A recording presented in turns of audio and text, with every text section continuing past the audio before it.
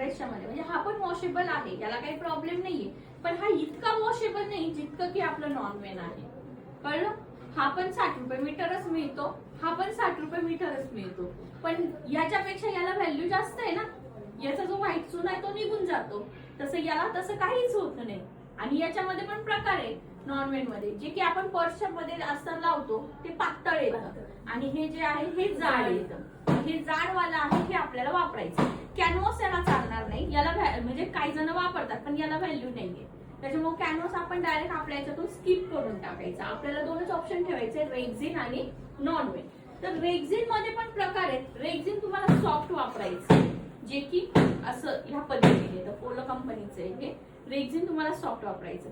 ही जी रेक्झिनची इकडची जशी मी तुम्हाला बोलते, नॉनवेनची शाईन बाजू आहे आणि रेक्झिनची शाईन बाजू आहे. ज्याच्या जो पण कोणतं मटेरियल असेल त्याची जी शाईन बाजू आहे ती खाली जाते आणि जी रफ बाजू आहे ती वरती येते.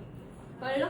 मग रेक्झिन मध्ये कलर शेड मिळतात, मग तुम्हाला कोणता कलर चूज करायचा हे तुम्ही डिसाइड करायचं. मग ही शाईन बाजू का खाली जाते, तर हिला डस्ट बसली की ती डस्ट निघून जाते, आणि ही जी रफ बाजू हिच्यात डस्ट बसली तर ती मध्ये घुसून जाते, मग ते धुवायला पण आणि काढायला त्रास होतो. पण इकडच्या बाजूने चिटकवायला ते व्यवस्थित चिटकत नाही. ही जी रफ बाजू आहे याच्यावरती ग्लू पण व्यवस्थित बसतो आणि उलन सुद्धा पॅक चिपकल्या जातं. म्हणून जी रफ बाजू आहे नॉनवेनची, आता आपण ट्रेस मारताना शाईन बाजूने ट्रेस मारलं का मारलं, कारण की आपलं काम लवकर झालं पाहिजे, दिसायला पण व्यवस्थित दिसलं पाहिजे लवकरात लवकर.